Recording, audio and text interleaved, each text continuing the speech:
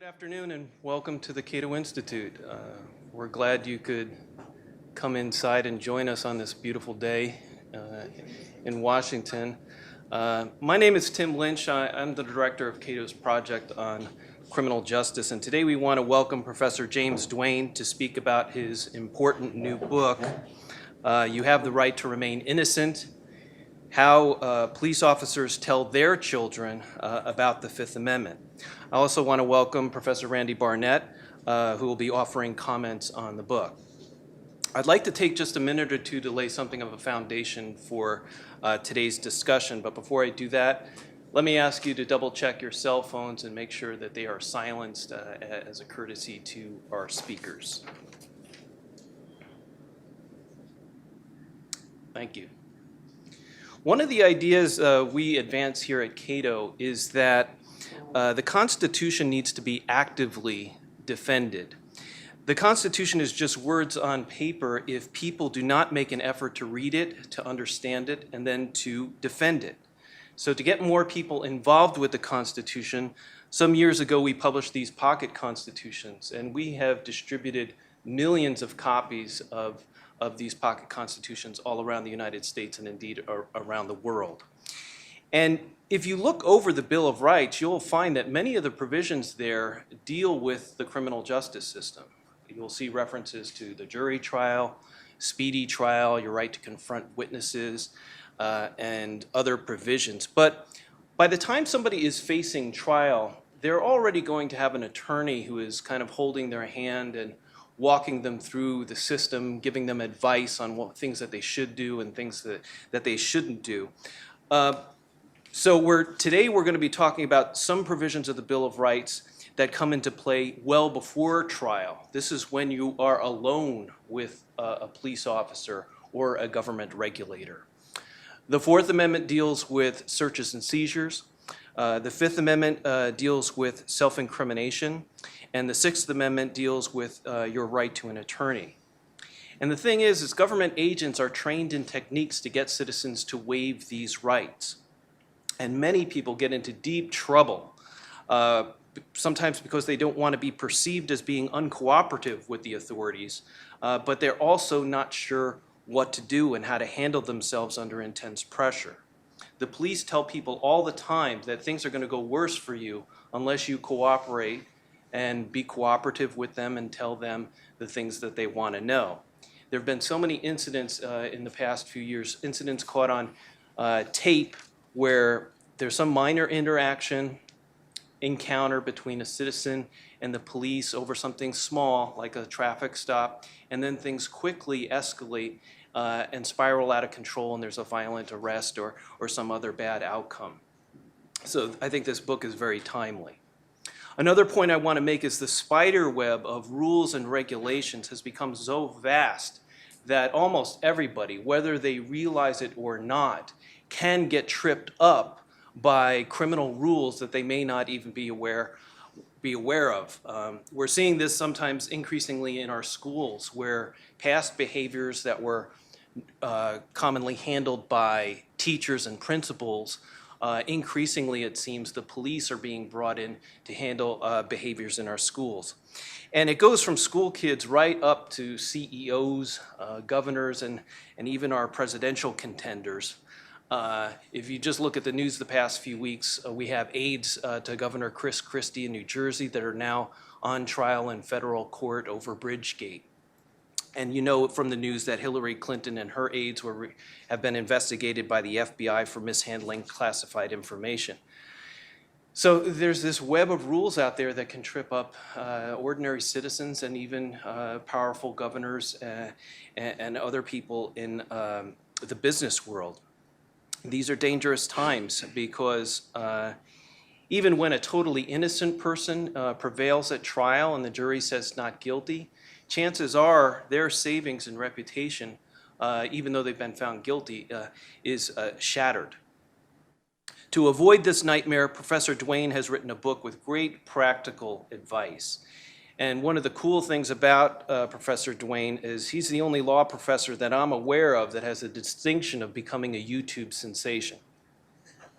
His 2008 lecture, Never Talk to the Police, has been viewed more than 20 million times, according to the publisher. And the thing is this is well-deserved attention. This isn't some silly thing that's, some of these viral videos. Yes, it's not one of these cat or dog videos that goes viral. This is well-deserved attention. It's a terrific lecture that I've been recommending to people for years. So when I heard that Professor Duane had written a new book on how people can protect themselves from government overreaching, I quickly invited him to come here to Cato so we could help draw attention to his work, and I'm so glad that he accepted. The book is just out, but he has also already received glowing endorsements from many top legal academics from around the country. As far as his background, he has been teaching a variety of legal subjects, evidence, civil procedure, trial practice at the Regent Law School for more than 25 years, where he has received many awards for teaching excellence. So please welcome the author of You Have the Right to Remain Innocent, James Duane.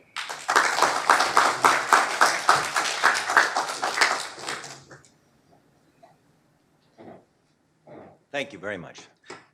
And thank you, Tim, very much for that introduction, and thank you for the invitation to be here today. I'm honored to be able to play my small part in promoting the work of the Cato Institute in defense of American civil and constitutional liberties, about which I am passionately concerned. And so please accept my apologies in advance if I seem to get a little worked up and passionate about this, because I am. Here's the book that he mentioned a moment ago, You Have the Right to Remain Innocent. As it says up there, it's also available in audio version if you'd like to have the thrill of hearing me read the book to you and to your children as you're getting ready for bed. A couple of brief, before I talk about the book, let me just make a couple of quick brief introductory comments about myself. For the benefit of those of you who are thinking to yourself, well, who is this guy? Why should I listen to him? Why should I care about his opinion? That's a fair question.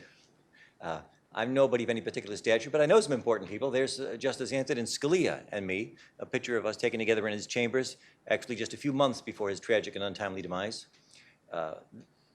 Just before we went out to lunch together, I'm a great admirer of that man. He was a legal giant. And here, for those of you on the left, is my friend Loretta Lynch, the U.S. Attorney General, and me posing together at our recent college reunion. We were college and law school classmates, and I'm also a great fan of hers as well. I'm not sure, but I think I may be the only American who actually hugged Loretta and Nino both in the past year. But I need to give you a little trigger warning. For those of you who are fans of one or the other, I need to warn you right up front that before I'm done, I'm going to have some somewhat irreverent things to say about them both, or at least about the Obama administration and the era called the Justice Department, and Justice Scalia, and the conservative branch of the Supreme Court, and how it is that they have almost nothing in common except for one thing, that they don't understand the Fifth Amendment and they don't care deeply enough about its extraordinary value to you and me and to every other American citizen. As Tim mentioned a moment ago, I'm honored to be able to say that the book has attracted some great praise from Alex Kaczynski of the Ninth Circuit Court of Appeals and a half dozen other prominent individuals. You can read their glowing endorsements on the Amazon webpage. One of them, Professor Larry Tribe from Harvard Law School, was kind enough to write that this book's amazing but true stories of innocent people exonerated after decades of wrongful imprisonment, which they could have avoided if they had insisted on their fundamental right to avoid self-incrimination, are riveting reminders of the high price we pay as individuals and as a society when we fail to assert our constitutional rights. That's what the book is all about. Educating the American public so that you and they will all come to understand how critical it is that we understand and be unashamed and unapologetic, full-throated, publicly even, in our vigorous defense of our constitutional rights, not ashamed in the presence of the police who are trying to coerce you or manipulate you into thinking there was something underhanded about asserting your rights or standing up for your rights. Believe me, when the shoe is on the other foot and they find themselves on the other end of the table and they're told that they're being investigated by internal affairs, or when Lois Lerner is told that Congress wants to do some investigating into the certain improprieties apparently being committed by her office, she clams up in a heartbeat and takes the Fifth Amendment and then goes to collect her pension.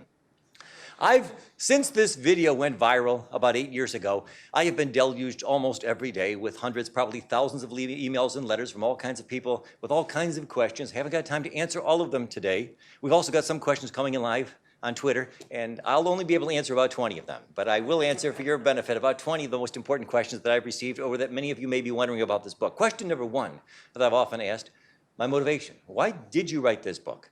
Was it for the money? Is that why you're in it? Absolutely and emphatically not. In fact, shame on you for even supposing such a thing. Anybody who knows the truth of the matter, you'll be embarrassed when you find out the truth. Under the terms of my royalty arrangement with Amazon Publishing, which I actually have no obligation to make public, but under the terms of my unusual royalty arrangement with Amazon Publishing, I will not receive one dime in revenue or income or money of any kind after we have sold the first 500 million copies. After that point in time, every dime that would have gone to me instead will be shunted directly into a charitable, not-for-profit personal foundation called the Duane Family Foundation that was set up for my benefit by the same attorneys and accountants who are working for the Clinton Foundation, and every bit of that money will be ostensibly earmarked for the public benefit after the first 90% is spent on opulent travel and trips for me and my family around the world.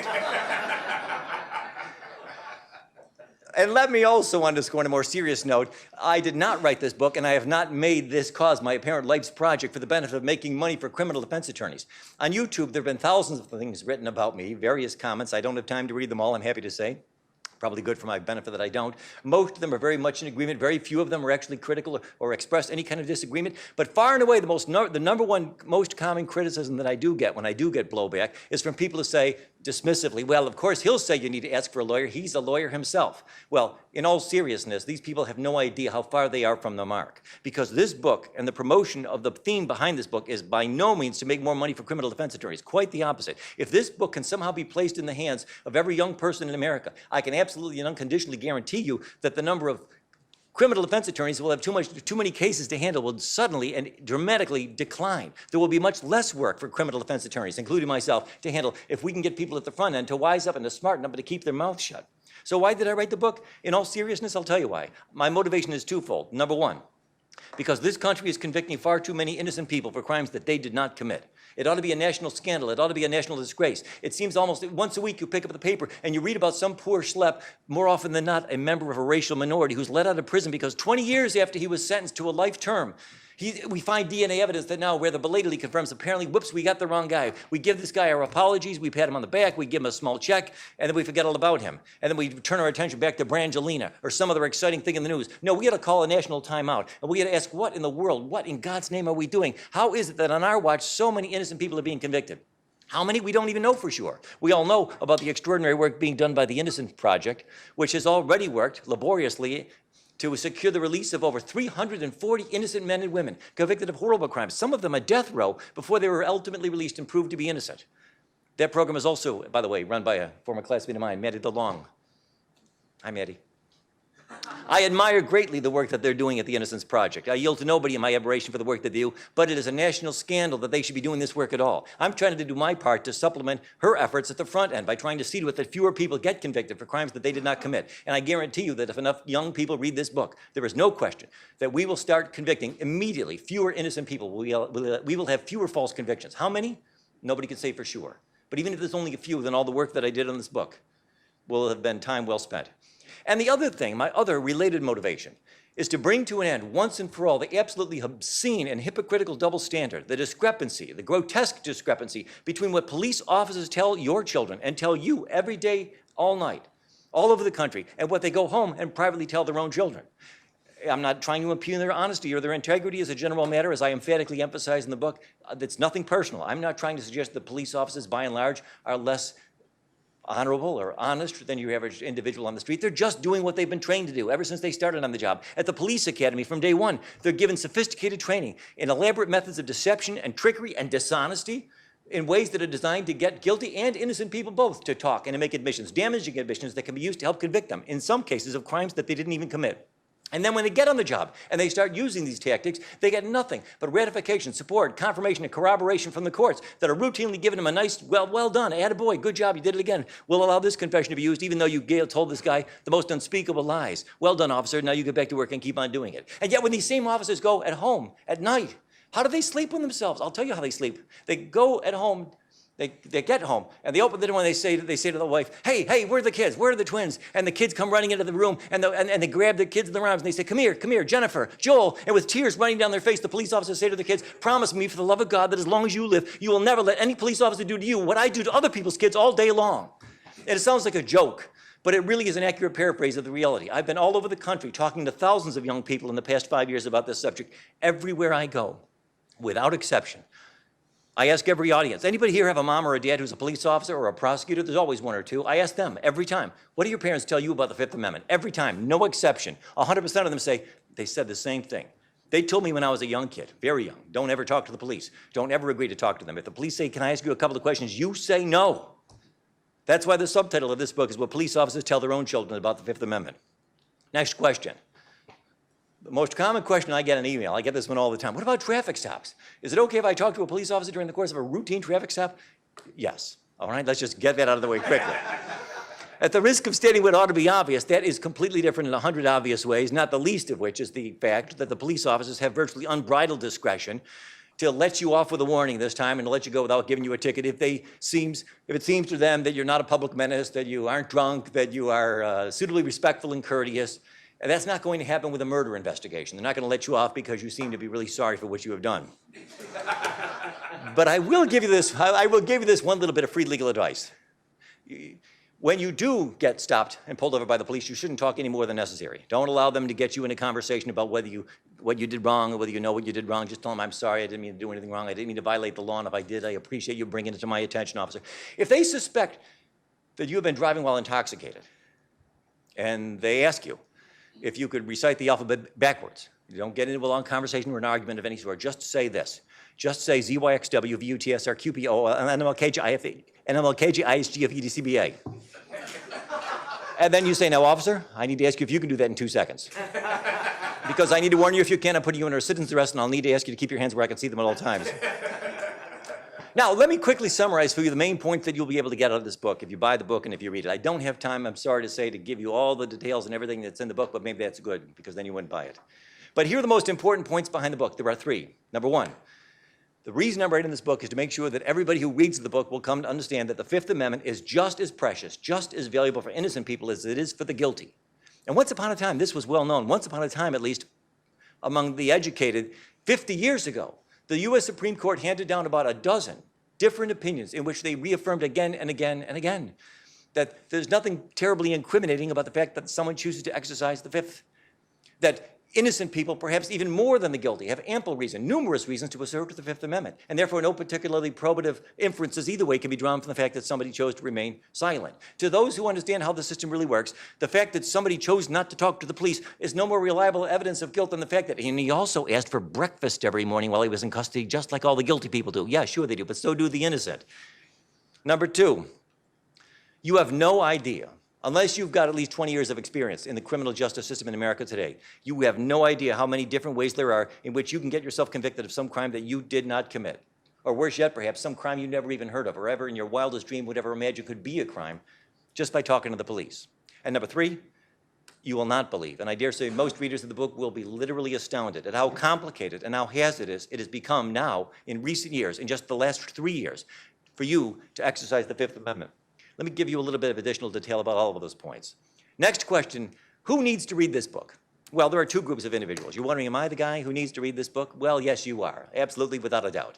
There are 2 groups of individuals who absolutely need to read this book, and they need to read it before it's too late. The first group is potential criminal suspects, not necessarily guilty or innocent.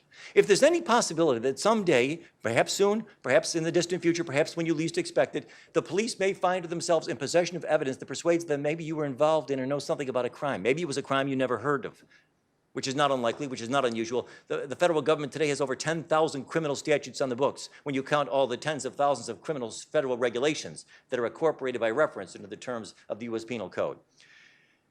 And who is that, by the way? Who in this room is somebody who might someday be a potential criminal suspect? And of course, the answer is everybody. And you can't comfort yourself with the assurance that, well, I know in my heart I'll never do anything wrong. That doesn't matter. Maybe some mistaken or confused but sincere and credible-sounding eyewitness might mistakenly identify you as somebody who was there. Maybe you were there at the scene. Doesn't mean you were involved, but you're one of the leads. You may be the only lead that they've got.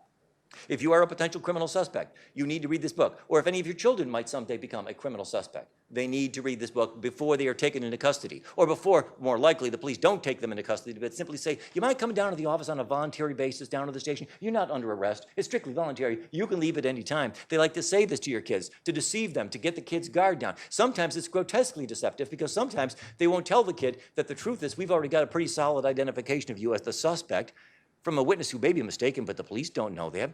And they already know that no matter how this interview ends, your kid will be put in handcuffs and he will be taken away and put in jail. But they don't tell the kid that because they're hoping first we can get him to voluntarily cooperate, waive his rights and talk to us, and we don't have to give him the Miranda warnings if he's not technically in custody.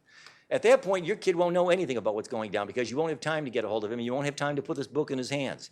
And if you call the police office and say, you mind if I talk to the kid, they'll lie to you and they'll say, no, we can't arrange that, which is a lie because they could if they wanted, they just won't. And if the kid says, is it okay if I get a lawyer? Can I maybe get a lawyer? Very often they'll lie and say, no, we don't need that. We don't want that. You don't want that, which is a lie because a lawyer could be arranged if they want to do that for you. The other group of individuals who really needs to read this book is everybody in this room or in this audience who might someday find themselves in a jury. Potential jurors need to be able to read this book, and you need to read it before it's too late so that you can explain to the other members of the jury. If somebody back there in the jury room is trying to insinuate, boy, you notice that guy, he didn't testify at the trial. I guess that's pretty clear indication that he probably did it. No, absolutely not. As I mentioned in the book, one important study of over 100 people who were exonerated after they had been falsely convicted of something they did not do revealed that almost half of them, approximately 40% of them, didn't testify at their trial. And these are people that we now know were in fact absolutely innocent. So if you find yourself, you might be in either one of those groups, you need to read this book. And almost every one of us could, of course, be in group number 2. Any one of us could someday become a member of a jury, unless, of course, perhaps you have a felony conviction, then you probably won't be in a jury. But if you have a felony conviction, you're twice as likely to find yourself in group number 1. So either way, you've got to read the book. Next question I often get this one. Well, if I take the 5th, though, won't that look suspicious? Won't the police think that I look guilty if I take the 5th? Good news, the answer is no, emphatically no, absolutely not. You will not look guilty to the police. And why do I say that? Because the police know from years of experience that, truth be told, most suspects probably are guilty, and most guilty criminals are not that smart. Some of them are stupid, and most stupid people waive the right to remain silent. Okay, so if you want to look like a guilty person, you want to open your mouth and start talking. Talk if need be for 8, 10, 12 hours. That's what guilty people usually do. You see, it's absolutely false to suppose that there's 2 groups of people out there. There's the guilty ones who keep quiet, and the smart ones, the innocent ones who talk. That's what most laymen mistakenly suppose, but that's not true, and the police know that it's not true. No, the reality is there's 2 groups of individuals out there. There are those who are sophisticated enough to understand how the American criminal justice system works. This includes, by the way, every defense attorney, every prosecutor, every police officer, every judge, and all of their children and nieces and nephews. Those people never talk to the police, period. And then there's this other group that waives the right to remain silent and does talk. And that group includes a lot of guilty people and a lot of innocent people. But all they have in common is that they don't know how the system works. But although the police won't think you look guilty, they will pretend that they think that because they know that's how you think. And they will pretend that they believe themselves to help trick you into talking with them, as Tim said a few minutes ago. A common tactic, a very common tactic that is used by the police is to start insinuating things. Oh, you want to take the 5th? You want a lawyer? Why? What do you got to hide? Why would an innocent person want to exercise the right to remain silent? The next time a cop tells you that, you just hand him a copy of this book and don't say another word. Say, read the book and you'll understand. He won't need to read the book. He already understands. He's lying to you, but that's what they do. What about the jury? What about the jurors? If the jurors learn that you told the police that you would not answer their questions, will they think you look sort of guilty? Will they think that may be evidence of guilt? Well, I need to be honest with you. Yes, they probably will. Tragically, sadly, unfortunately, yes. You don't have to take my word for it. More than 50 years ago, the Supreme Court of the United States of America said that too many people, even those who ought to know better, too often assume that the invocation of the Fifth Amendment privilege is tantamount to a confession of guilt. And it's still true to this day. Indeed, as I'll show you in a few minutes, that's even tragically now become a description of a majority of the justices on our U.S. Supreme Court. Unless, luckily for you, one of the members of the jury has read this book and it can explain to the others, no, it's not what you think. There are lots of innocent people out there who take the Fifth all the time, including 100% of the police and 100% of their kids.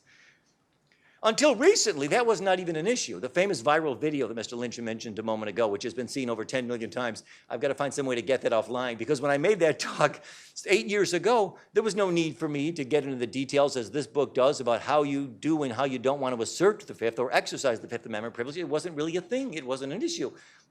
Up until 5 years ago, just about 100% of all the criminal defense attorneys in the country regularly told their clients, listen, here's what you say. It's printed on the back of my business card. On the advice of counsel, I respectfully decline to answer on the grounds that it may incriminate me. It seemed like harmless fun. It didn't really matter how you said it or what you said, because the universal consensus up until a few years ago was the jury would never find out that you said anything at all. In the Miranda decision, almost exactly 50 years ago today, the U.S. Supreme Court took it as evident, self-evident, that of course you can't use it against the defendant that he chose to assert his right to remain silent, or even that he stood mute in the face of police interrogation, because that was not logical or legal or constitutional. But oh my goodness, how far we have come, as I'll explain in just a few minutes. As I will explain to you, and as the book explains in much greater detail, unfortunately, in just the last several years, the exercise of the Fifth Amendment has now become a veritable minefield that must be very, very carefully navigated. The good news is it's not hard to do. The bad news is I don't have time to tell you how to do it. You'll have to get the book.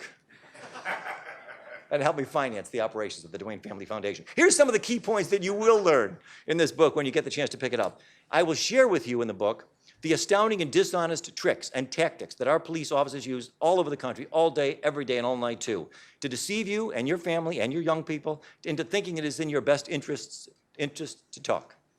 You'll be amazed at some of the examples, many examples in here, of incredible deceptions and falsehoods that were told by police officers, criminal suspects, to get them to waive their right to remain silent. Telling them things such as, oh, you're not really a suspect.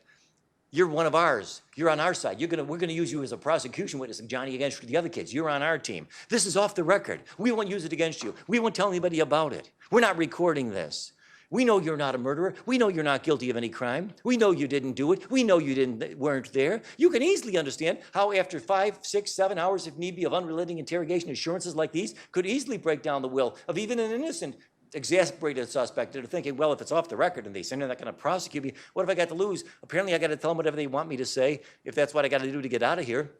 And then they find themselves 20 years later fighting frantically with the help of the Innocence Project to prove that they were innocent all along. And as the book explains, psychological research has confirmed that these tactics, tragically and paradoxically, are most effective on the innocent, even more so than on the guilty. Because innocent people who know in their heart that they weren't there and didn't do it are the ones who are most likely to deceive themselves into thinking, well, if this is what I've got to say, they want me to say that I was there and that I was involved, I'll say it, but then I'll get a great lawyer for myself. I'll hire one of those great fast-talking lawyers on YouTube, and he'll be able to get me off. That ain't going to happen. Once you've made a confession that's on videotape, and then it contains details that only the real killer would have known, which the police will be sure to take care of every time, there's very little a fast-talking YouTube lawyer can do to get you off. It'll almost never happen.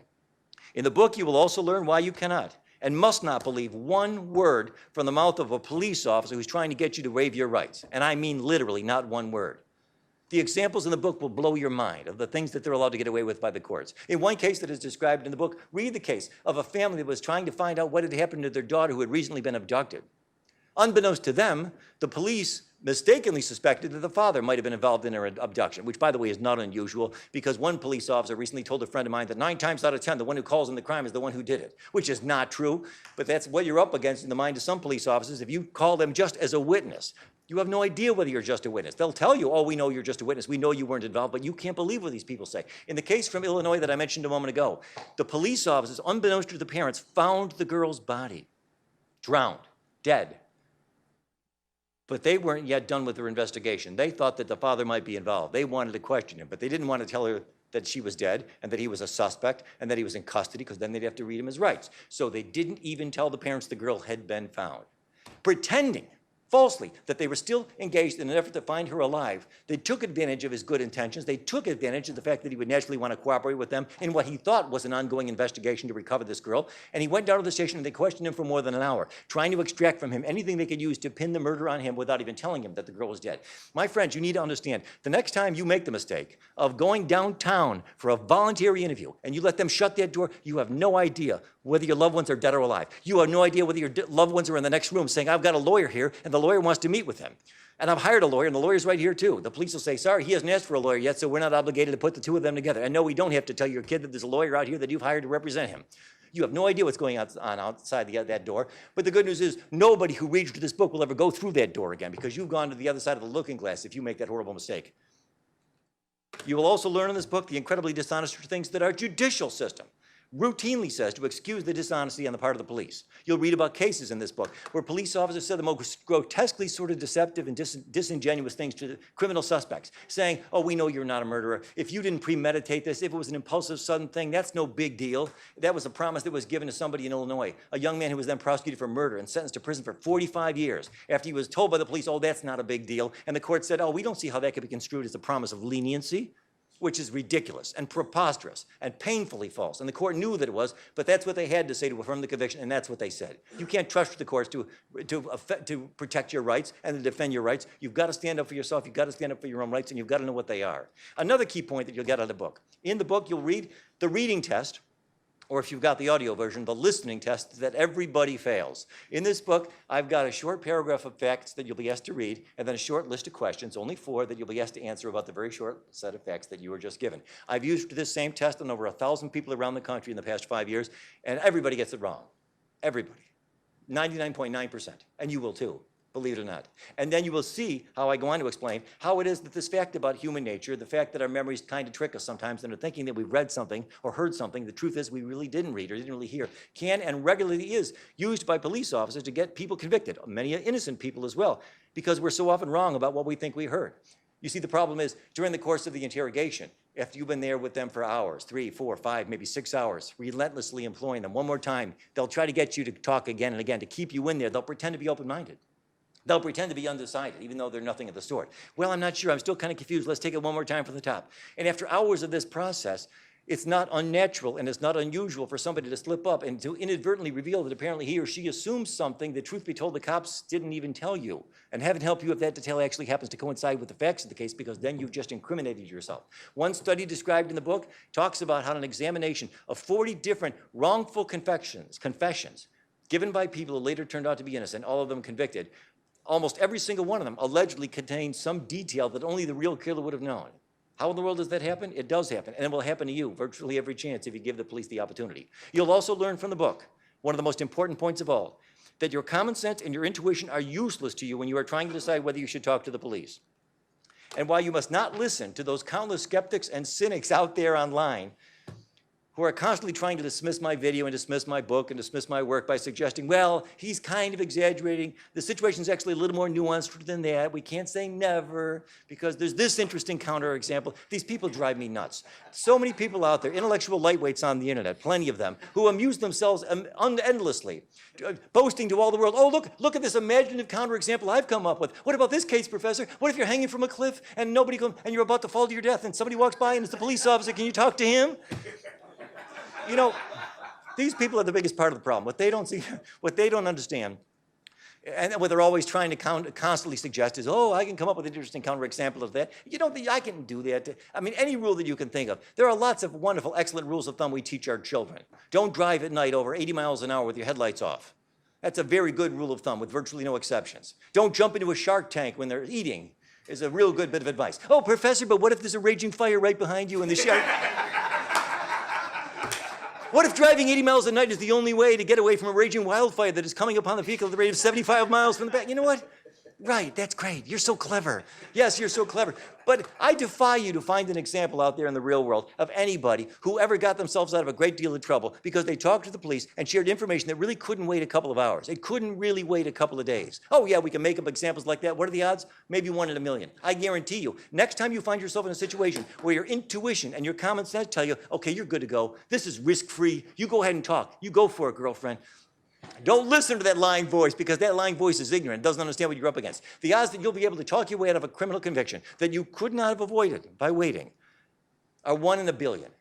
And the odds are incomparably greater that you will unwittingly talk yourself into a jail cell perhaps for the rest of your life. Let me prove it to you. Let me give you just a couple of quick examples, all from the book. Let me see how reliable your intuition and your common sense are. Michael Morton, we all know this fella. He served more than 20 years in a Texas prison of a life sentence for a murder that he didn't commit. He was an innocent man, we now know, because of DNA and other evidence. He tried to help the police find out who murdered his wife one day while he was gone to work one morning.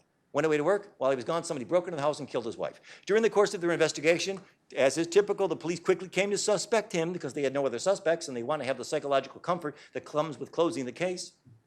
And they interrogated him for hours, asking all kinds of questions that common sense confirms could not possibly have been calculated to try to lead to the real killer. Among other things, they asked him, well, let's retrace the last couple of days. Where did you and your wife have dinner the night before? Well, he told them. He told them where and when his wife went out for dinner the night before somebody else broke into the house and murdered him. Now, if you were sitting there in his situation, and you were in that position, and you were trying to help the police solve this murder of your wife, ask yourself for a minute, do you think there's any way if I tell them the truth, if I know that I'm innocent and I tell them the truth about where and when my wife had dinner the night before, how in the world could that be used to help frame me and potentially convict me of a murder that I know I didn't commit? So be honest with you. Ask yourself. Raise your hand if you say, I honestly don't see how that could be used to help convict me. Yeah, look at all those hands. Good for you. I appreciate your honesty. And the rest of you are lying. What are you, police officers? No, the truth is that fact that he did give them the truth, and that information was used to help convict him of her murder. And as I say, he spent 20 years in prison. How did he do it? No time to tell you, but read the book and you'll find out. Here's another one. Glenn Ford. He was convicted of murder in Louisiana more than 30 years ago. He spent more than 30 years on death row before he was released just last year, after DNA and other evidence proved that apparently, whoops, sorry, we got the wrong guy once again. How was he convicted? Well, he tried to help the police find out who had murdered a shopkeeper in his town. While he was there, they asked him, do you mind telling us where and when you were at a certain time? This guy, because he knew he was innocent, and by the way, we all now know that he was innocent, he made the mistake of thinking, well, I guess I might as well tell them, because he thought, well, luckily for me, fortunately for me, I've got an airtight alibi. I've got a couple of friends who could verify that I was with them in another part of town that same day, that same time. How many of you would be tempted to say, okay, I might as well go ahead and share that information with the police? This is risk-free. This can only help. This can't possibly hurt. You're wrong. You're all wrong. You see, you can't rely on your intuition.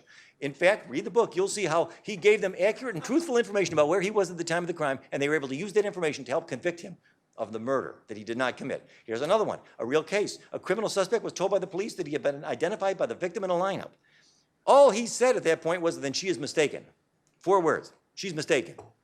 That's all he said. He denied it. He asserted his innocence. Can those 4 words possibly be used to convict him of a crime that he didn't commit? Yeah, it was used, and it can be used. Here's another one. Suppose an innocent man is told by the police that he's a suspect in a crime. But the truth is, he wasn't even in that part of the town at night. He was 50 miles away. He can't prove it. He's got no alibi witnesses who can confirm it. But he tells them truthfully, no, I wasn't in that vicinity. I was 50 miles away. Could that information, assuming it's true, be used to possibly implicate him in the commission of the crime? Truth be told, most of you, if pressed, would have to say, I can't see how it could be, which only proves my point. You're wrong. It can be. And people have been convicted because they gave information like that to the police. One last thing I want to share with you about the book. As I said, the book teaches you the surprising number of ways in which our exercise of the Fifth Amendment has now become a veritable minefield. This was not true until 5 years ago. It has become extremely perilous. The book explains what you need to say and what you must not say when you are trying to assert your rights. You will see how easy it is today under the current law where a clumsy or a careless or a casual or an imprecise invocation of the Fifth Amendment can in fact be used against you in a court of law as if it were an admission of guilt. You can also learn how a careless invocation of your Fifth Amendment privilege can also lead you to the prosecution for the separate offense of lying to the police, which is a separate crime. The last thing you want to do when you're trying to avoid being prosecuted for murder is to end up putting yourself in a position where you can get prosecuted for the crime of lying to the police when actually you shouldn't have said a word at all. And the book will also explain why you must not worry about seeming polite and respectful when you are talking to the police about your legal rights. I am not suggesting in any way that you should go out of your way to be rude or impolite. That's ridiculous. That's counterproductive, and I'm not suggesting anything of the sort. But the book explains about the countless cases in which real live innocent suspects made the tragic mistake of thinking, well, I guess I better take the edge off what I'm saying. If I sound too unequivocal about what I'm saying, the police might take offense. They might take it as an insult. So I don't want to make it sound like I think I definitely need a lawyer. I'll just be kind of tentative. Maybe I need a lawyer? You think maybe I could have a lawyer? Is that okay if I get a lawyer? You want to know what happens when you talk that way to the police? You end up in a prison cell. This book tells you how it happens, and this book tells you how to avoid it. Finally, I mentioned earlier that 50 years ago, the Supreme Court said, you can't use the Fifth Amendment against somebody as evidence of guilt, and that was taken as unquestioned by the Supreme Court just 50 short years ago, but oh, how far we have come. My dear friend Justice Scalia, who was my hero in so many other ways, was the leader until his death on the court of the view that actually only guilty people have any real reason to protect or to care about the Fifth Amendment. He wrote that the problems caused by the risk of self-incrimination are wholly of the guilty suspect's own making, because an innocent person will not find himself in a similar quandary. It's a tragedy that he didn't live to read the book. He would have seen how painfully wrong he was about that. And Justice Alito, another giant of the court, subscribed to the same madness. Just 3 years ago, in the horrible case of Salinas v. Texas, he wrote the opinion for the court, the plurality opinion, in which the court held that the exercise of your Fifth Amendment rights, if you don't do it just the right way, can now be used against you in a court of law as evidence of your guilt. And in a later case, also argued and won by the U.S. Department of Justice that same year in the U.S. Court of Appeals, they persuaded one circuit court of appeals to hold that your invocation of the Fifth Amendment can also be used against you as evidence of your guilt. A lot of liberal critics have justifiably lamented this horrible, execrable holding of the court in that case, and the fact that the opinion was handed down by the 5 most conservative justices on the court, the only 5 Republican appointees on the court. But the truth be told, to give credit and blame where they are respectively due, the dissenting opinion written by the so-called liberals in that case would have been even worse for you and me and for the defense of our liberties. And to give blame where blame is due, the opinion in Salinas v. Texas was an opinion. Although it was written by the most conservative members of the court, the U.S. Department of Justice, the Eric Holder, Barack Obama's Justice Department, filed an amicus brief in the court, urging the court to do just such a thing, to which we as a nation could justly cry out, thanks, Obama. What is wrong with the Supreme Court? The final question that I'll ask and share with you, well, I can give you the answer. Scalia himself answered that question. Shortly before his death, he wrote, truthfully, we federal judges live in a world apart from the vast majority of Americans. After work, we retire to homes in placid suburbia or to high-rise co-ops with guards at the door. They're out of touch, and it's not their fault. They don't have any idea what peril the rest of us face in any ordinary routine encounter with the police. Justice Sotomayor, just this year, speaking at Brooklyn Law School, correctly complained that there are no criminal defense lawyers on the court right now. In the name of diversity, we worry so much about getting people on the court who are different gender or a different race. And yet we've got 9 people on the court. At the time of Scalia's death, we had 9 people on the court, none of whom had ever done any significant criminal defense work at all. None of whom had ever been arrested or charged or prosecuted with a crime. None of whom probably ever met an innocent person who was ever prosecuted or convicted of a crime. We had 9 people at the time on the court, almost all of whom had spent virtually all of their entire professional adult lives working for the government. And most of them, several of them at least, working as U.S. attorneys. That's the problem. We need real diversity on the court. We need somebody who cares passionately about the defense of American constitutional and civil liberties, which of course leads naturally to my last question. I see one's coming in right now from Twitter. Will you please agree to serve on the Supreme Court? Yes, I will. I am here today for the first time in American history. This is the first time a candidate has ever announced his candidacy for a position in the U.S. Supreme Court on the internet. If you know or have any contact with Donald Trump, I want you to send an email to him on Twitter, say, Dear President Trump, and we'll use hashtag Justice Duane. That's how we'll do this. You let him know that you support my candidacy. If you believe that somebody like me ought to be put on the Supreme Court, you let Hillary Clinton or Donald Trump know that's how you feel. I'm wearing your tie, as you can see. If you don't know Donald Trump, but you know how to get a hold of Kevin Bacon, let him know, because he, I understand, is not too disconnected from Donald Trump. He can get in touch with virtually anybody, I'm told. Thank you very much for the opportunity to speak with you.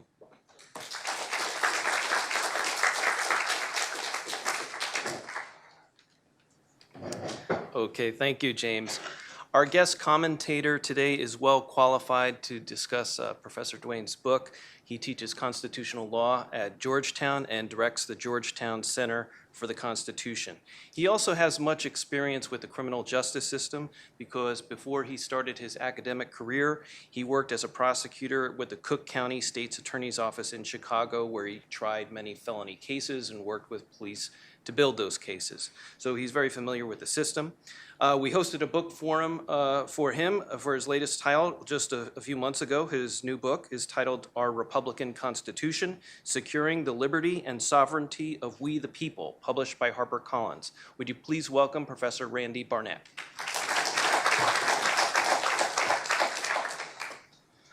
Is that a tough act to follow or what? Well, let me get out of the way the first thing and the most important thing that I have to say as my comments to you today, and that is you should buy this book. That's the most important thing I have to say. In fact, when I'm actually promoting my own book, the line I use is, you should, assuming this, I'm holding up my book, I said, you should buy this book. That's the most important thing. And then if you read the book, that's also good. But the most important thing is that you buy the book, right? In this case, I have to say there's an exception to that, and that is that what really matters is not buying the book. What really matters in this case is reading the book. You must not only buy the book, you must read it. This book is different than virtually, I think, any other book that has been promoted from the Hayek auditorium of the Cato Institute, including my own. Virtually every book that the Cato Institute has a book forum about is a how to make the world a better place book. If only the world would read the message in whatever book is being promoted, and a critical mass of Americans were to agree with the message of that book, and then they could somehow act on their political representatives to enact or the reforms that are being described in that book, then, if all of those things come to pass, the world would be a better place. So every one of these books is a world would be a better place book. This book is not like that. This book really isn't about making the world a better place. This is a book about saving your life and the lives of those who you care about. This is what you would call a self-help book. Now, Cato doesn't normally promote self-help books, but that's what this is. This is a self-help book. You read this book to help yourself and to help anyone who you love, and you tell them to read the book. And here's the reason why you must buy and you must read the book. You would think, well, I don't need to buy the book because I've just heard Professor Duane tell me that all I have to do is not talk to the police. And I not a stupid person. I heard him say it. Now I know. Don't talk to the police. What do I need to buy the book for? Here's the thing. What are self-help books really all about? What's a diet book really all about? It's got like 5 pages of diet. And then it's got 150 pages of why you should follow the advice of the diet. It's all motivational, is what it is. It's trying to get you to actually follow the 5 pages of diet advice that it's going to give you. That's what this book does. It's like performance art. You have to read the book to motivate yourself to follow the advice. Why is that? Because when the chips are down and it's time to implement the advice that Professor Duane is giving you, it's going to go against your very being to do so. You are not going to want to do it. And the only way to motivate yourself to do it is to have internalized the lesson that you must do it, regardless of your instinct telling you not to, because the police are actually going to be encouraging you to go with your instincts. And the only way you're going to motivate yourself is by having read the book and reading the stories that he's teasing you with. And he doesn't give you the punchline here of how each and every one of those cases, the seemingly innocent behavior got this person convicted. So you need to read the book to understand how to motivate yourself to follow the advice in the book. And there's just no substitute for having read the book in order to have that effect. So for that reason, I think I've done the most important part of my job here, is to tell you why you should read the book, but I'm not going to stop there. I first met, or I first had in contact with Professor Duane when I came across, and I don't remember how I came across, his YouTube video, his now famous YouTube video, before there was a book. And I just thought this was amazing, and I sent him a little fan email saying how, wow, I really did enjoy your YouTube video about why you shouldn't talk to the police. And then I said, well, I used to be a prosecutor myself. And I said, I have to tell you, that's the advice that I gave my kids when they were old enough to take my advice. This is the advice I gave them. And of course, he said in his response to it, well, this is what everybody in law enforcement tells me. This is what he just told you today. Well, I was one of those people who, out of the blue, spontaneously just told him this. But I have to say that in my email to him, I did tell him that I actually gave my kids slightly different advice than the ones that was in the video YouTube, which is don't talk to the police. And this is the advice he actually does give in the book itself. And he's only sort of hinting at it for today, but I'm going to give away this one little piece of it. And that is what I used to tell my kids, is that if they were ever arrested by the police, and it didn't matter if they were guilty or innocent, it really didn't matter whatsoever, what they were to tell the police was the following, and this is somewhat tailored to them, but you can adjust it to you. I said, look, they tell the police, I would love to talk to you. I would like nothing more than to talk to you. But my father is a lawyer, and my father has told me that I simply should not talk to you unless I speak to a lawyer, unless I have a lawyer. So I need to speak to a lawyer. I insist on having a lawyer. And that's what you tell the police. You tell them, I had like nothing better than to talk to you, except my father's a lawyer, and he'd really be mad at me if I didn't assert my right to have legal counsel. Now, of course, you're not going to be able, unless your father happens to be a lawyer, you're not going to be able to add, of course, you could just say, my father's a lawyer. It doesn't really matter if he's not. But, but you're probably not going to add that part. But here is the secret. The secret is that you do not assert your Fifth Amendment right to remain silent. You assert your right to counsel, your Sixth Amendment right to counsel. Now, this is the advice that Professor Duane does give in the book. And it's correct advice, I think. And he gives a lot of reasons why, if you assert your Fifth Amendment right improperly or incorrectly, you're actually possibly going to get yourself in more trouble, which is much less likely to happen if you assert your right to counsel. But here's another sort of operative on-the-ground fact about this, which I learned from my experience in the criminal justice system, and that is, if you assert your right to counsel, under most rules that govern police, they generally, at that point, tend to stop questioning you and get a right to counsel, if you adamantly assert your right to counsel. If you only assert your right to remain silent, or you simply remain silent, they will continue to come at you. They will not stop. They will continue to come at you. Right to counsel will not always make them stop, but it oftentimes makes them stop under their own rules, under their own internal procedural rules. Now, how did I learn all this? I learned a lot about this. I got the advice that I gave to my kids from my time as a criminal prosecutor. Tim tells you that I was an assistant state's attorney for the Cook County State's Attorney's Office in Chicago for 4 years following graduation.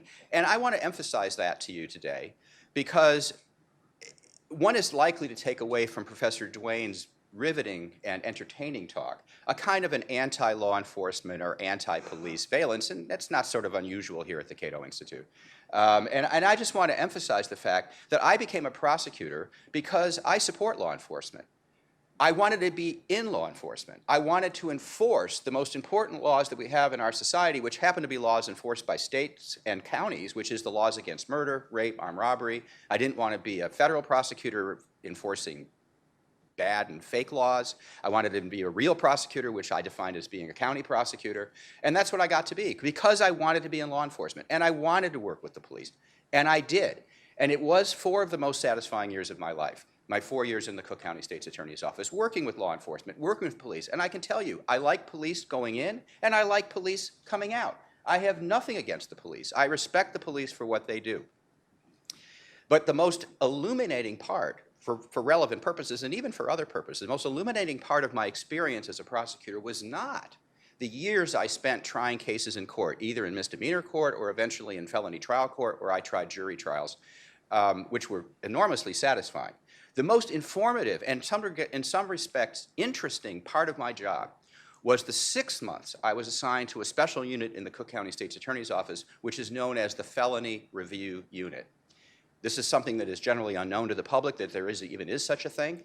But what happened is, years ago in Chicago, an arrangement was entered into between the Chicago Police Department and the Cook County State's Attorney's Office. These are 2 different agencies of government. One is the municipality of Chicago and the other is the Cook County, which is a broader entity. An arrangement was entered into between these 2 entities such that the Chicago police could not file felony charges against anyone unless a state's attorney, an assistant state's attorney, had signed off or approved those charges.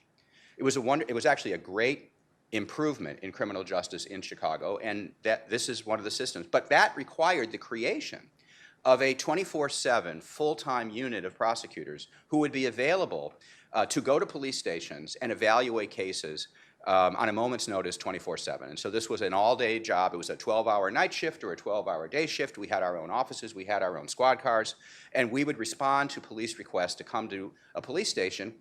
And it was during that 6 months that one of my jobs in that capacity was to evaluate the cases that the police officers would bring to me, but my other job was to interrogate suspects, which I did quite a lot of.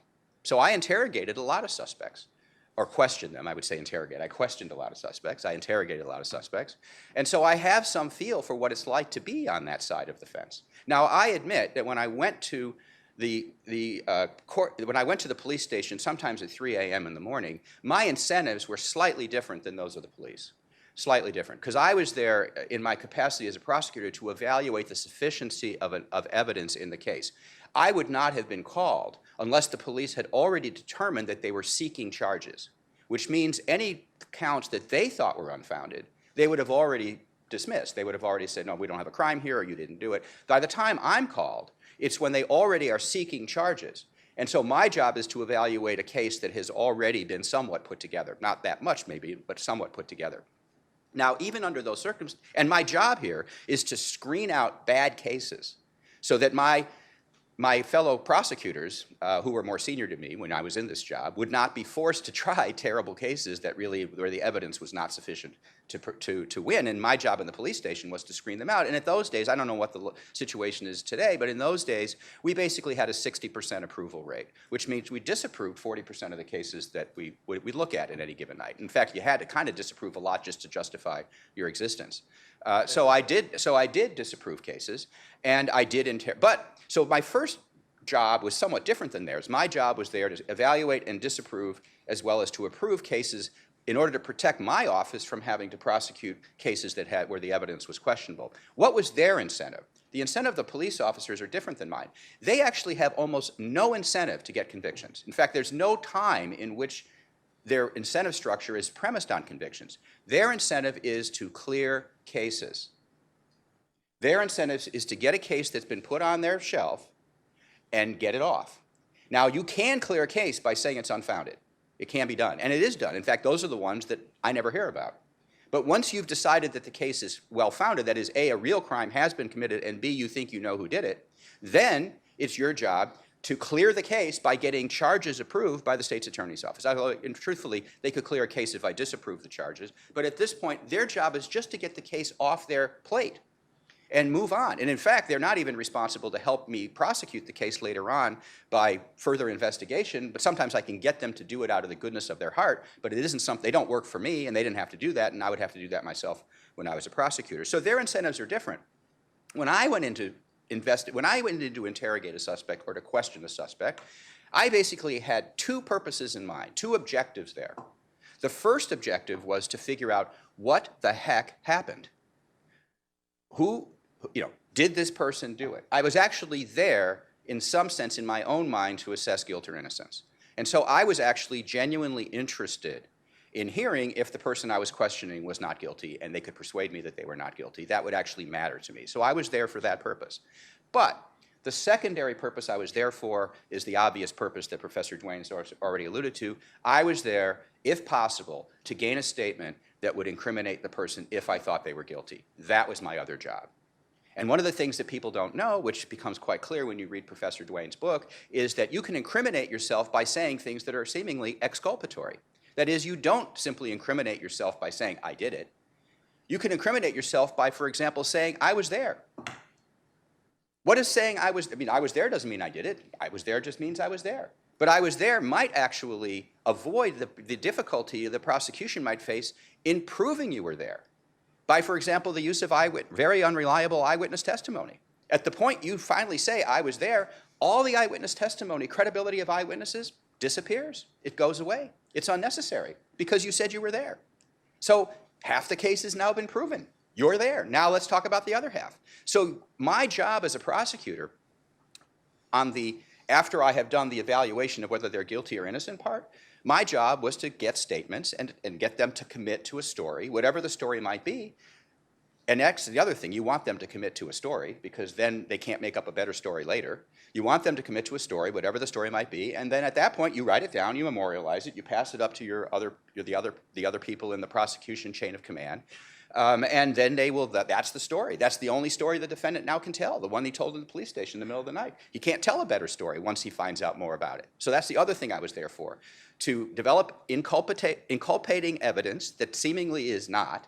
And the second thing is to lock a defendant into a story so they can't come up with a better story later. And all of these things I did. Now, I will tell you about one little incident that caused me to change my approach to questioning witnesses.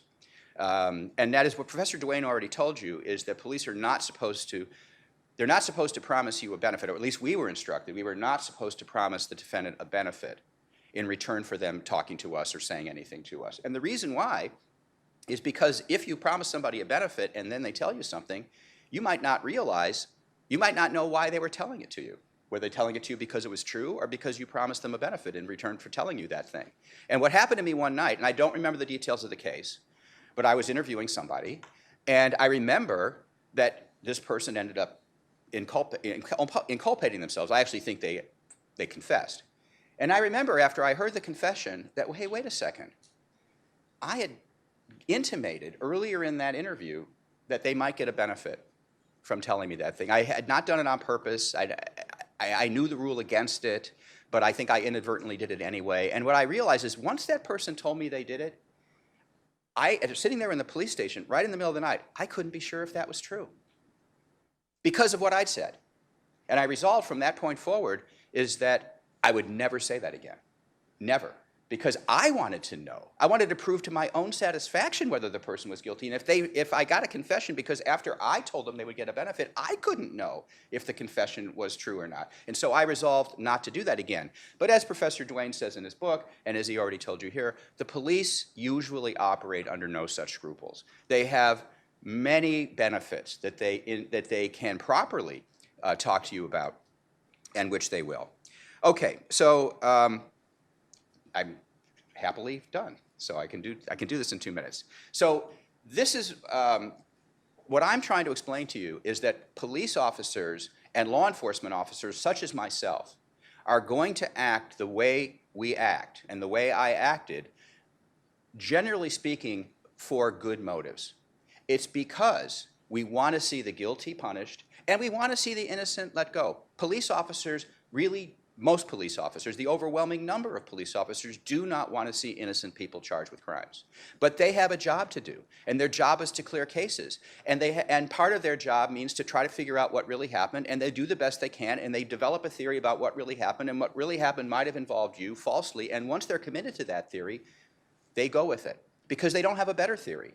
Because they've given up looking for better theories, they've settled on the theory they've got. So they're doing what they're doing from good motives. To get a guilty person to confess is not a terrible thing to do. But in the course of doing that, they use techniques that will get innocent people as well. So in conclusion, let me just analogize this book and why you should buy this book. What does this book serve to you? This is actually a really important book for you. This book is like buying a fire extinguisher for your house. When you buy a fire extinguisher for your house, you never intend to use it. You hope never to have to use it. But should you ever have to use it, there are two things you want to know about that fire extinguisher. First, where the heck did I put it? And secondly, that it is well charged and that it will work when you need it.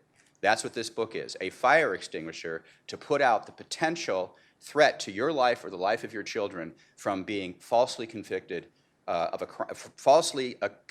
crime that you did not commit. Thanks.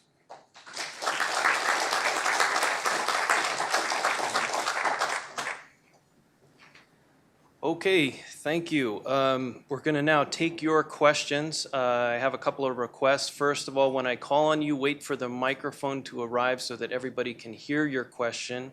Please identify yourself and any affiliation that you might have, and please keep your questions brief so that we can get to as many people as possible. Yes, sir. Here comes the microphone.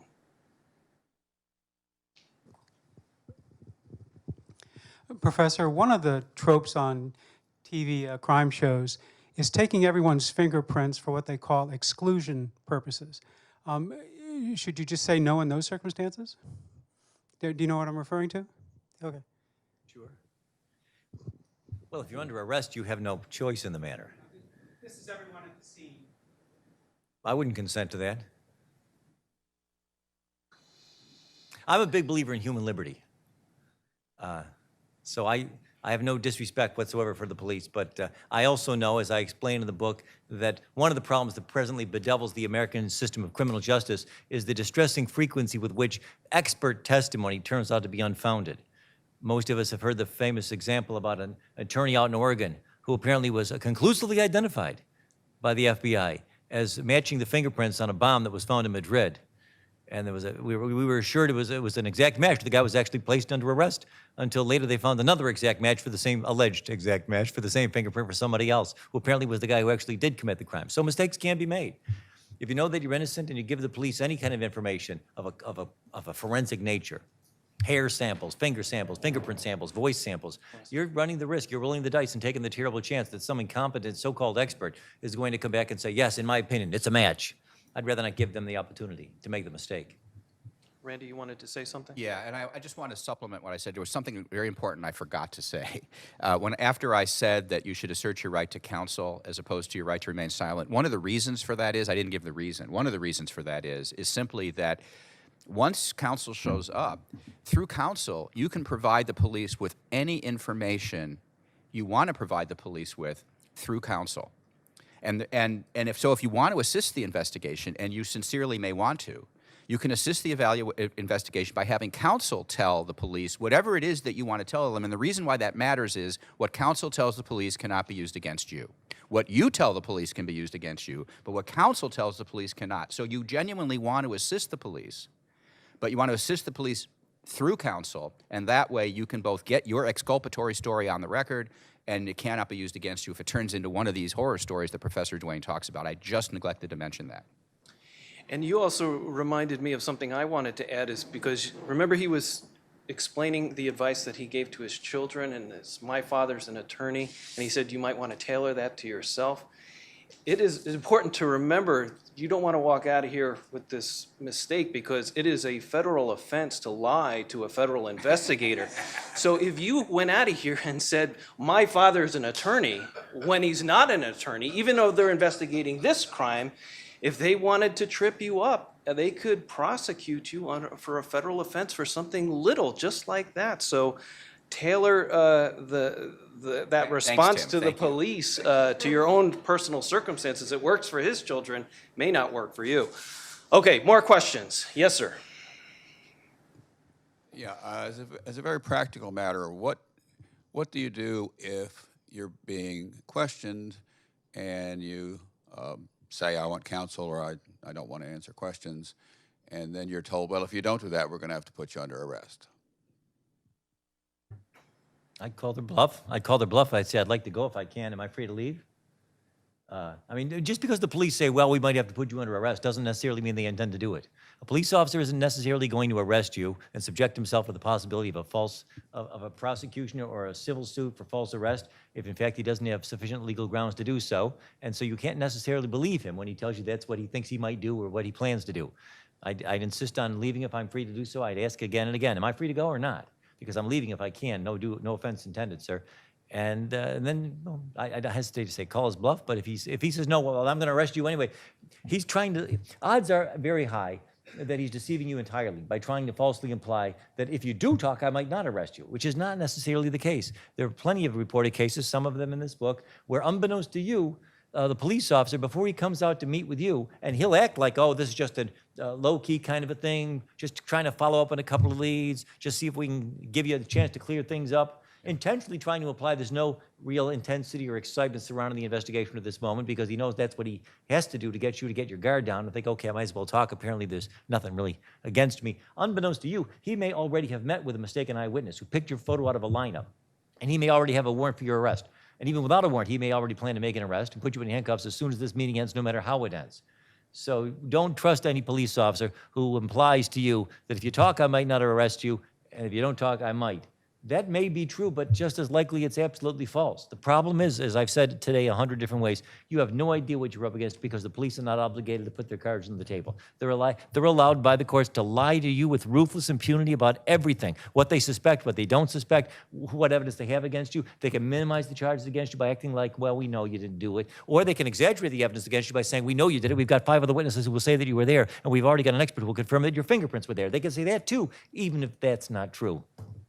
And paradoxically yet, if you tell them one little lie about whether your father's a lawyer, you can go to prison for 5 years. Better not to talk to these people, really. Let me just add, the reason why it's probably maybe likely not to be true they'll arrest you is because once they place you under arrest, a whole series of procedures and a time clock starts running. For example, they have a certain amount of time before which they have to bring you before a magistrate, then right to counsel kicks in. There's a lot of things that happen once the arrest takes place that they are probably not ready to start happening yet. So the chances of them putting you under arrest on the spot, at least you can keep this in mind, is not 100% because they have constraints against putting you under arrest when they're not ready to put you under arrest. Yes, sir. My name is Stephen Shore. Absolutely wonderful, informative talk. My question is this. Someone is taken or appears at a police station, insists on his or her right to counsel.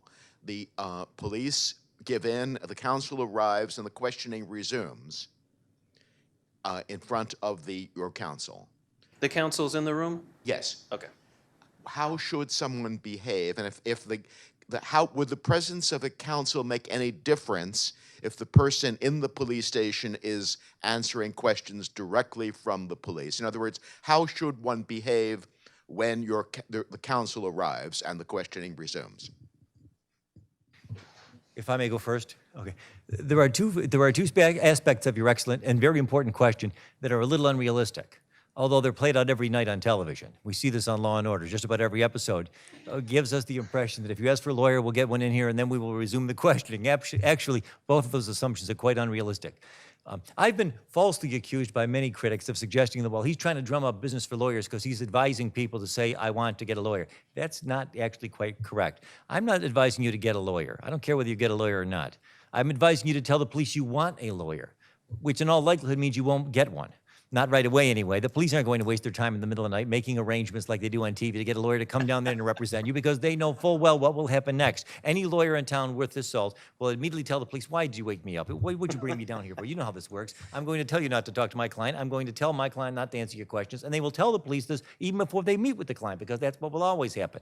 And then regardless, so chances are they won't even bring a lawyer down there. If you make an unequivocal request for a lawyer, that'll be the end of it, and they'll leave you wondering, why am I sitting here in the jail cell for hours now? I've asked for a lawyer, and one still is not here, and why are they leaving me alone? Good news, that's just what you want. They're leaving you alone. That's all that really matters. But even if a lawyer did come down, for some reason, perhaps you actually hired one and he shows up, the questioning should not resume at that point. The lawyer will give the police an unequivocal instruction, no, I will not consent to have my client answer any further questions. And in fact, I will not even consent to let my client sit here and participate in the charade of listening in silence to your questions.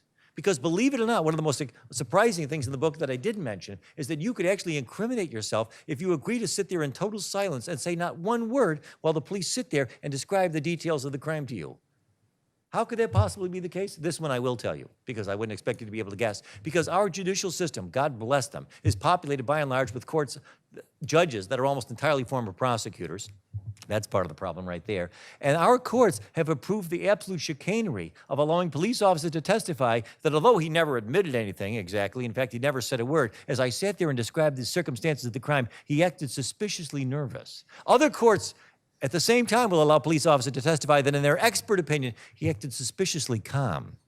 So heaven help you, if in the expert psychological evaluation of this police officer in the middle of the night, you come across as a little bit too nervous or just a little too calm, you've got to thread the needle. Talk about skill and charybdis. Are you crazy? Don't even put yourself to the risk of being analyzed this way by a police officer who, with all due respect, is not competent to make that diagnosis about anybody. When somebody finds out their loved ones are just recently been subjected to a horrible crime, they go into shock, and people in shock react in surprisingly multifarious and unpredictable ways. Look at the videotape. It's online. It's on YouTube.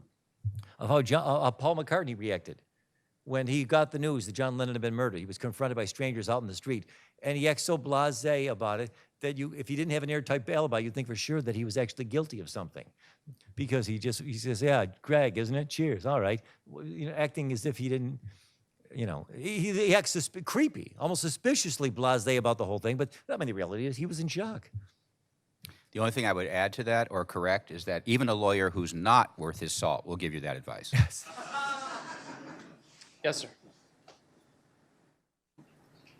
Yes, I'm Ronald Wilson. I'm with the federal government. I was a former prosecutor, and I've Could you speak up a little bit more, please? Yes, I'm a former prosecutor, and I did put a significant number of people in prison for a crime that they did commit. But I was well aware of that the procedures that the police use to try to identify suspects in criminal cases were different from what my objective was, because they were trying to apprehend somebody that they thought had committed a crime.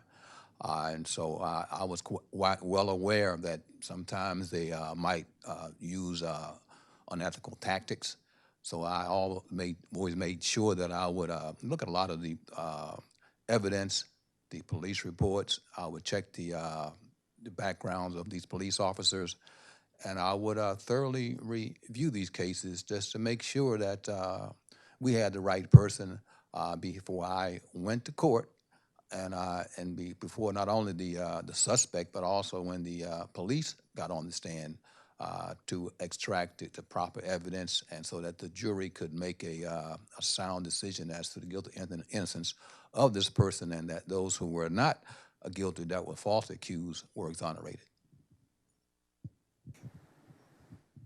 Any response to that comment before we move on? I don't doubt that it's true.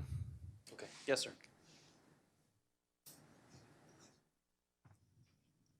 Well, let me just say one thing. When I talk about the subject with or in the presence of prosecutors and police officers, most of them will routinely assure me, some of them really quite emphatically, well, let me just tell you right now, we don't put innocent people behind bars. That's not what we do. We don't prosecute innocent people and convict innocent people. And they say it very emphatically. Some of them say it very sincerely. All of them say it very sincerely, and I don't doubt it. I mean, who could live with themselves if they knew that they were actually even if only unwittingly and inadvertently, working to put innocent people behind bars for life. But somebody's doing it because hundreds of people have been exonerated. They were convicted by somebody, police officers and jurors and prosecutors and state Supreme Court justices who honestly and conscientiously thought they were doing the right thing. I can say, after 4 years of being a prosecutor, prosecuting hundreds and hundreds of people, that I never knowingly prosecuted an innocent person. But I must have prosecuted innocent people, given the fact that the system can't possibly be perfect, and supposing only 1% of the people charged are innocent. 1% would be a failure rate that would be above anything you'd expect from any government process whatsoever, that it's going to be 99% reliable. Supposing that's true, and I did prosecute hundreds and hundreds of people, or I was responsible, I participated in their prosecution, that means if 1% of the people that I prosecuted are innocent, then I prosecuted an innocent person. The thing is, I didn't know it, because all I could go by was the evidence I had before me. And at some point, you start somewhat giving, I mean, when I was in the police station, I tried to get a sense of whether somebody was guilty or innocent if they would talk to me. But generally speaking, as a prosecutor, I stopped giving up. I gave up trying to figure out whether somebody was really guilty. I started evaluating evidence the way a judge and jury evaluates evidence. Do I have enough evidence of this? Do I have enough evidence of that? And do I have evidence beyond a reasonable doubt? And I would conclude that I did, and I would go forward. That was my job. But I wasn't out there. I didn't see what happened. I didn't participate in it. And the idea that I would be morally certain about what happened, that happens sometimes, but it doesn't happen all the time. So all I'm saying is I know in my heart of hearts that I didn't knowingly prosecute anyone who was guilty, but I know I must have prosecuted somebody who was innocent just because the odds say so. We know that, Randy. That's why we've scheduled this intervention for you. We're here to say we forgive you. It's not really about the book. Let me exercise the moderator's prerogative to ask a question. Professor Duane, you mentioned several Supreme Court justices and rulings that are hostile to self-incrimination in the Fifth Amendment, what that's all about. In your research, what about your findings about what your fellow academics are saying about the self-incrimination clause? To give you one example, from my files, I saw a law review article from a professor who said, the historical justifications for the self-incrimination clause are a dead letter in every respect. But I don't know if that's indicative, if that's a popular opinion or it's an outlier. Do you have any view of where academic opinion is on some of these provisions that you talk about in your book? I do know something about that. I'm not honestly in a position to tell you what the majority view is, so to speak, of all the academics out there who have treated us to their opinion on whether the Fifth Amendment is a good idea or a bad idea, or whether the construction that has been placed upon it by the Supreme Court is in fact an accurate interpretation of the intentions of the original Founding Fathers. I am aware of the fact that a large number, and quite likely a majority, of the most well-known academics in the country are presently taking the view publicly that perhaps the opinions that were handed down, the more liberal opinions handed down by the Supreme Court in the 50s and in the 60s, the pendulum had swung too far, and that they were interpreting the Fifth Amendment in a way that was a little too protective of individual liberty, or even at least more so than could be justified by the intentions, the original intentions of the Founding Father. But the consensus on that particular point is far from unanimous. It's a lively debate among academics. It's a debate that I'm not terribly interested in, to be candid with you. And this book takes no position either way on all of that. Even if it is perhaps the case that those liberal holdings from the 50s and the 60s were more generous than the Supreme Court really should have been, which is what Alito and Scalia and Thomas and others have recently insinuated in a number of different ways, I'm not the least bit ashamed to suggest that those holdings, whether right or wrong, are still on the books, and at least for the time being, can be a powerful source of protection for innocent people to make sure they don't say things that can be used to convict them for something they didn't do. And I'm not at all apologetic about the fact that I'm doing everything within my power to get that message out to anybody who can listen and hear it. Okay. Yes, sir. Oh, sorry. Go ahead. Eyal Moses, no affiliation. My question is, I think I'm like most people in that I don't have a client relationship with any lawyer. If I got into the position you're talking about, I would know from your book that I should call a lawyer. I would have no idea whom to call. And unfortunately, I know from sad experience of at least 2 friends of mine, you can go to prison for a long time because of being screwed by an apathetic or incompetent lawyer. So my question is, what advice would you have for, I think, most people in that situation who have no idea what lawyer to call?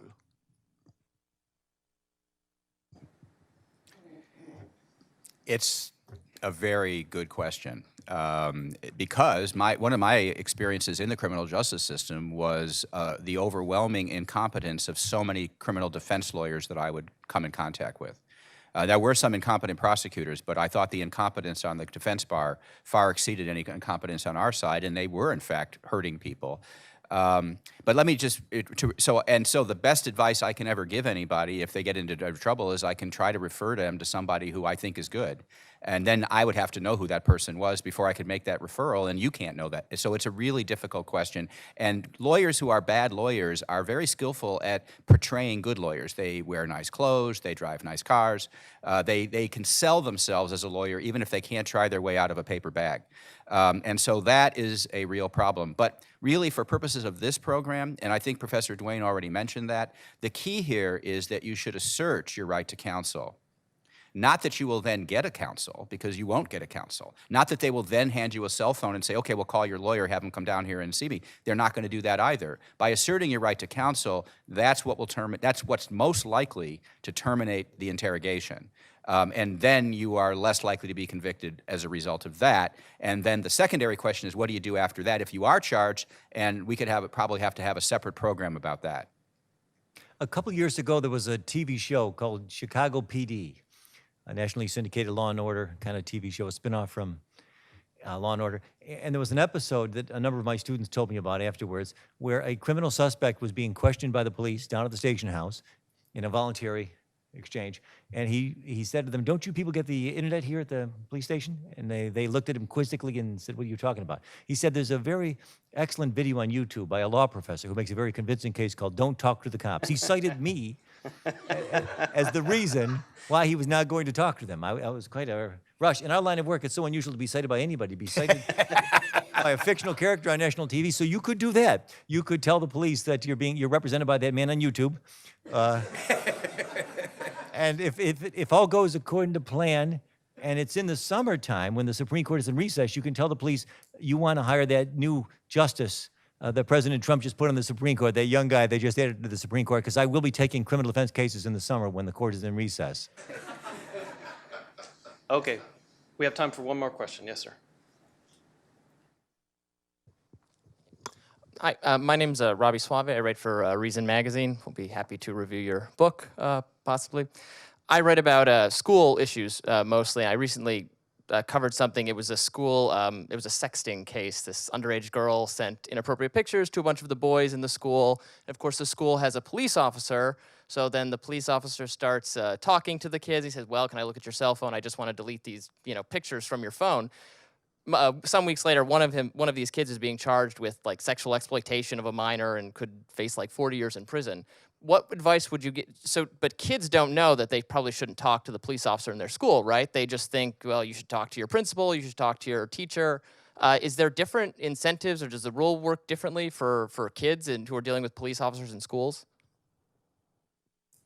My advice would not be any different, no. In fact, as I've said a couple of times today, and as I say again and again in the book, the evidence confirms that people who are most likely to confess or to give incriminating statements that can later be used to lead to a false conviction of something they didn't do are much more likely to be youths and adolescents than to be adults. They're more easily manipulated, more easily deceived, more likely to be confused about what they're really up against. So it's especially it's especially critical that young people that we get this book into their hands. That's why the book was designed by the folks in marketing to be short enough that this new generation will be willing to read the whole thing from cover to cover. And why the folks in marketing also designed so that it's just small enough to fit right into a Christmas stocking. It's perfect for stocking stuffers, and it'll be on the shelves in time for holiday gifts. Tim, I have some. Okay. One of my experiences in the criminal justice system was that the people who didn't talk to the police were people who had been through the penitentiary system, not the jail system, but the penitentiary system, because by the time they got to the penitentiary, they had years of being told by all the other convicts that you were an idiot to have talked to the police. So they have years of Professor Duane's training without the benefit of Professor Duane.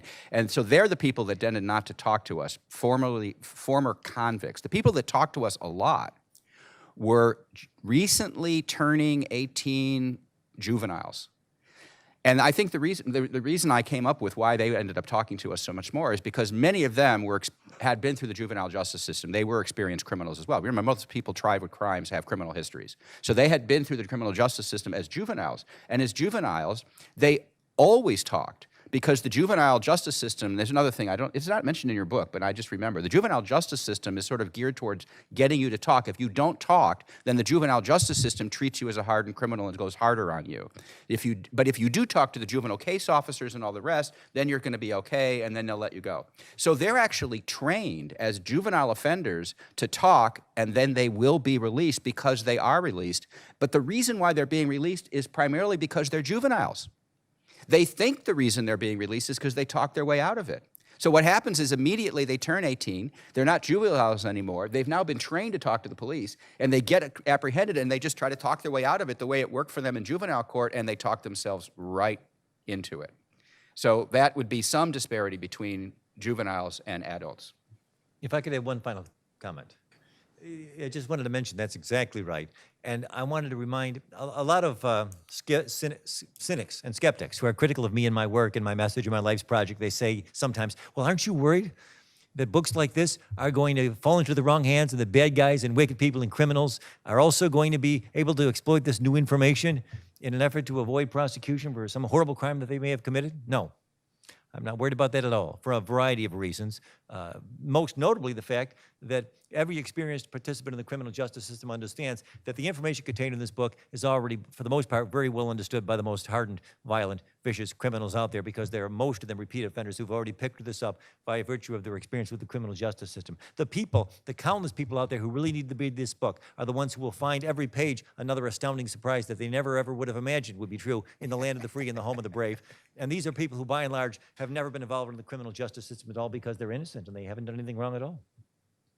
Okay, that's a great point to end on. We've run out of time, but Professor Duane is going to be available to sign books if you are interested in that. Everybody here is invited to the luncheon that we're going to be having on the second floor. Just go down the hallway to the spiral staircase, and the luncheon will be upstairs. Please thank both of our speakers for a great program.